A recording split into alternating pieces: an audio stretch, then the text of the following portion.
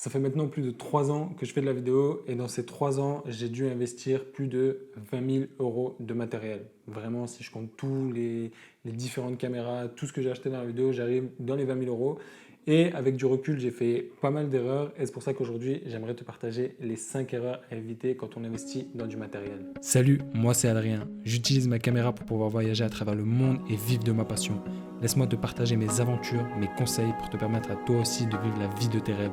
Alors abonne-toi et bienvenue dans la team des filmmakers nomades. Comme tu dois très certainement le savoir, le monde de l'audiovisuel est un monde qui coûte relativement beaucoup très cher.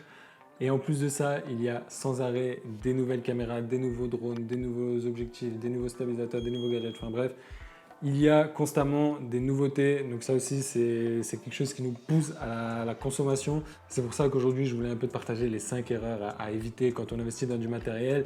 Et cette première erreur, ça va être partir d'un besoin. D'ailleurs, j'ai fait une petite vidéo hier sur la meilleure caméra. Je ne sais pas si tu l'as vu. Si tu l'as vu et que tu es encore là, c'est que tu m'en veux pas. Si tu ne l'as pas vu, tu ne comprends pas forcément ce que je veux dire, mais je te mettrai la fiche pour aller la voir. Enfin bref, c'est de toujours partir d'un besoin. La question qu'on me pose le plus souvent, c'est quelle caméra tu me conseilles, quel drone tu me conseilles, quel stabilisateur, quel objectif, quel config PC, plutôt Mac, plutôt PC. Mais le problème avec ça, c'est que je ne peux pas répondre aux gens avec ça. Je ne sais pas quels sont tes besoins, quel est ton budget, quelles sont tes utilisations. Enfin bref, c'est selon moi la plus grande des erreurs. Cette question, tu la vois partout. Tu vas regarder une vidéo YouTube qui parle de vidéo, tu vas regarder un live de quelqu'un qui est dans la vidéo, tu verras forcément ce genre de questions. Quelle caméra, bref. Toujours, qu'est-ce que tu me conseilles comme caméra? Et le problème, c'est que les gens ne se demandent pas de ce dont ils ont besoin. Ils vont tout simplement demander à quelqu'un quelle caméra tu me conseilles. Mais cette personne ne sait pas ce dont tu as besoin de faire avec ta caméra. Elle ne sait pas si tu as besoin de voyager, elle ne sait pas si tu as besoin de shooter en basse lumière. Enfin bref, tu ne peux pas aller poser des questions comme ça. Donc la première erreur, c'est de ne pas partir d'un besoin. La deuxième erreur est, selon moi, le fait qu'on peut manquer de connaissances techniques dans du matériel. Par exemple, si toi aujourd'hui tu ne connais pas la différence entre un disque dur classique et un disque dur SSD, tu ne sauras pas forcément lequel sera adapté pour quelle situation. Est-ce que je dois stocker sur mon SSD? Est-ce que je dois travailler sur mon SSD? Est-ce que je dois travailler sur un disque dur classique? Enfin bref, il faut vraiment connaître le côté technique.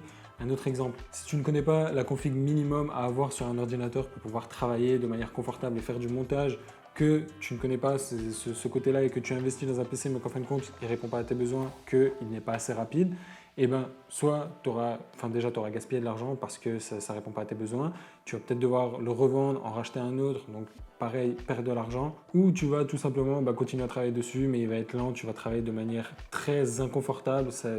Franchement, il n'y a rien de pire que de travailler avec un ordinateur qui n'est pas performant. Enfin bref, un ordinateur, c'est ton outil de travail principal, investis dedans, enfin bref, là n'est pas le débat. Un autre exemple, à mes débuts, je voulais plusieurs objectifs parce que tout le monde avait plusieurs objectifs. Moi, j'avais mon petit objectif de kit, c'était un 12-60 sur mon G80. Et je voulais plusieurs objectifs parce que tout le monde avait plusieurs objectifs. Mais je ne me suis pas posé la question en quoi j'en ai besoin. Je ne savais pas ce que c'était une focale, je ne sais pas quelle focale correspondait à quelle utilisation, que par exemple du grand angle, ça va être pour du paysage ou de l'immobilier. Je ne savais pas ce que c'était une ouverture fixe ou une ouverture variable. Enfin bref, plein de petits détails comme ça qui tournent autour du matériel que si tu ne connais pas toute la côté technique du matériel, il se peut que tu feras des mauvais investissements. La troisième erreur, mais ça, mon poteau, tu n'y peux rien, je n'y peux rien. Moi, je suis clairement dans cette erreur, c'est de se faire influencer. Se faire influencer par les créateurs et se faire influencer par le marketing. Je suis le genre de personne qui, après avoir regardé une conférence ou une pub Apple, mon cerveau me demande de sortir mon portefeuille et d'acheter le produit, même si j'en ai pas besoin. C'est incroyable. Je me souviens quand la vidéo de l'iPad Pro était sortie, incroyable. J'étais dans tous mes états, j'étais en train de réfléchir. Bon, si je le prends, je serai à découvert de un tel, mais si je fais... Enfin bref, grosse catastrophe. Donc on se fait influencer par le marketing. Ça va dépendre du type de personne selon ton degré d'influence, comment tu te fais avoir par le marketing. Moi, je me fais clairement avoir par ça. Voilà, le marketing, les pubs de DJI et de Apple, c'est juste incroyable. Quand tu regardes leurs pubs, tu as juste envie d'acheter le produit. Ensuite, il y a aussi les créateurs. Quand j'ai commencé la vidéo, comme tout le monde, qu'est-ce que j'ai fait? J'ai regardé des vidéos YouTube, j'ai découvert, tu dois très certainement le connaître, Julien Fabreau. Julien Fabreau, je le suis depuis ses débuts et il a commencé à shooter avec un G80. Donc voilà, c'était mon créateur entre guillemets préféré à ce moment-là. Je suivais toutes ses vidéos et vu que j'aimais ses vidéos, inconsciemment, tu te dis, si tu veux faire les mêmes vidéos que lui, il faut la même caméra que lui. Du coup, qu'est-ce que j'ai fait? J'ai commencé sur des boîtiers Panasonic, donc le G80, par la suite, je suis allé sur le GH5. Enfin, j'ai vraiment fait l'évolution de Julien quand j'ai réfléchi. Mais voilà, je me suis dit que ce créateur fait des bonnes vidéos, je veux faire pareil, du coup, il me faut la même caméra que lui. C'est pas forcément la meilleure des choses, mais voilà, c'est quelque chose qui peut orienter tes choix et qui peut potentiellement te faire des erreurs d'investissement. Quatrième erreur, on est impatient et on veut tout de suite. Alors moi, je suis l'exemple même de cette erreur. Je suis quelqu'un de très impatient de manière générale, c'est un gros défaut. Et sur le matériel, je veux tout de suite. Je veux tout de suite du matériel haut de gamme, je veux tout de suite du plat format, je veux tout de suite le Mavic 2 Pro, enfin bref, je veux tout de suite. Et ça peut être un très gros problème pour plusieurs raisons. Déjà, quand tu vas investir dans du matériel haut de gamme immédiatement, tu ne vas pas avoir conscience de la qualité de ton matériel parce que tu ne seras pas passé par les étapes qui les précèdent. Je vais te donner un exemple. Mon premier drone, j'avais jamais piloté un seul drone. Mon premier drone, ça a été le Mavic 2 Pro. Le Mavic 2 Pro est un drone incroyable, j'en suis entièrement satisfait, mais là n'est pas le débat. Quand je suis allé en projet humanitaire au Vietnam, j'ai pas voulu prendre mon drone parce que j'avais pas de me faire confisquer, enfin bref.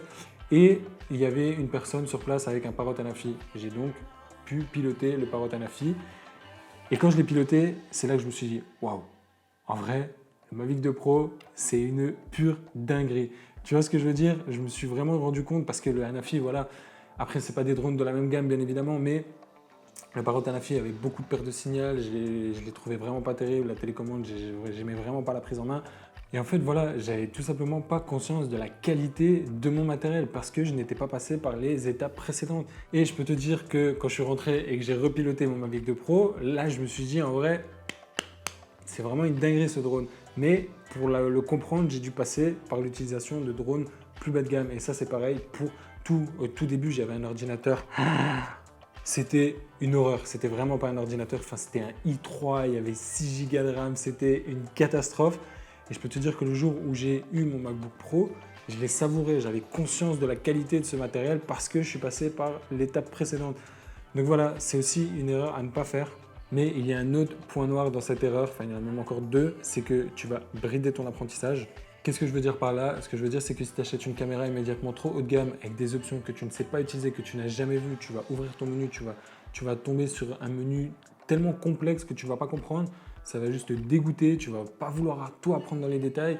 Tandis que si tu prends des caméras avec pas beaucoup d'options, que tu les apprends, que tu passes à une caméra au-dessus, avec un peu plus d'options, enfin bref, tu vois, c'est vraiment étape par étape. Et aussi, tu ne vas pas développer ta débrouillardise, ton système D. Alors qu'est-ce que je veux dire par là? Imaginons que toi aujourd'hui, tu achètes une caméra mais que tu n'as pas de budget ou que tu décides tout simplement d'attendre un peu avant d'investir dans un stabilisateur. Qu'est-ce que tu vas faire? Tu vas chercher sur YouTube, tu vas chercher des moyens de stabiliser ta caméra sans stabilisateur. Donc tu vas peut-être prendre ta sangle, tu vas la tendre, tu vas passer la sangle autour de l'objectif pour tenir le boîtier comme ça. Tu vas utiliser un GorillaPod, tu vas retourner ta caméra. Enfin bref, il y a plein de moyens de stabiliser sa caméra. Mais ce que je veux dire, c'est que tu vas chercher à te débrouiller et tu vas développer une sorte de système D tout simplement. Et le jour où tu arriveras sur un tournage, même quand tu auras plein de matériel, il va te manquer un truc. Instantanément, ton cerveau il va être habitué et tu vas trouver une solution à ce problème. Et si tu achètes immédiatement tout de suite, tout le matériel haut de gamme enfin bref, c'est la facilité et tu ne vas tout simplement pas développer ton sens de la débrouillardise et le jour où tu auras un problème, eh ben, tu ne sauras pas quoi faire parce que tu n'auras pas appris à développer ton système D. Cinquième erreur, c'est tout simplement qu'on n'a pas de méthode, de système mis en place pour investir intelligemment dans du matériel. Est-ce que tu t'es déjà posé sérieusement, tu as pris une feuille, tu as fait un tableau, tu t'es dit ok, quels sont mes besoins, enfin bref, vraiment une stratégie pour investir intelligemment et te poser les bonnes questions. Parce qu'aujourd'hui, aller demander à monsieur X quelle est la meilleure caméra, est-ce que cette caméra est bien, etc. C'est pas la bonne solution. Mais je te rassure, tu es loin d'être le seul. On a tous un peu ce côté matérialiste où on aime les gadgets, etc. Moi, tu n'imagines pas le nombre de mauvais investissements que j'ai fait dans la vidéo. J'ai acheté des trucs qui aujourd'hui restent dans un tiroir qui n'ont pas bougé depuis que je les ai achetés. Des choses que j'ai achetées, des objectifs que j'ai dû revendre, où j'ai perdu de l'argent pour en racheter d'autres. Enfin bref, j'ai fait plein d'erreurs. Mais voilà, demain, j'aimerais te partager ma méthode complète pour pouvoir comprendre tes besoins, les cibler, connaître tout le côté technique du matériel, acheter des drones d'occasion. Enfin bref, c'est une méthode que je te partagerai demain. Donc si jamais tu n'es pas abonné, je t'invite à le faire. Et parmi ces 5 erreurs que je viens de te partager, j'aimerais que tu me dises dans les commentaires quelle est l'erreur la plus fréquente, celle que tu as le plus fait ou celle qui t'a fait perdre le plus d'argent. Dis-moi ça en commentaire, ça m'intéresse vraiment. En tout cas, je te dis à demain pour une nouvelle vidéo. Ciao! Merci d'avoir regardé cette vidéo jusqu'à la fin. Si tu veux continuer à suivre mes aventures, je t'invite à me suivre sur Instagram pour du contenu et des conseils quotidiens. Et surtout, n'oublie pas, la liberté est un choix.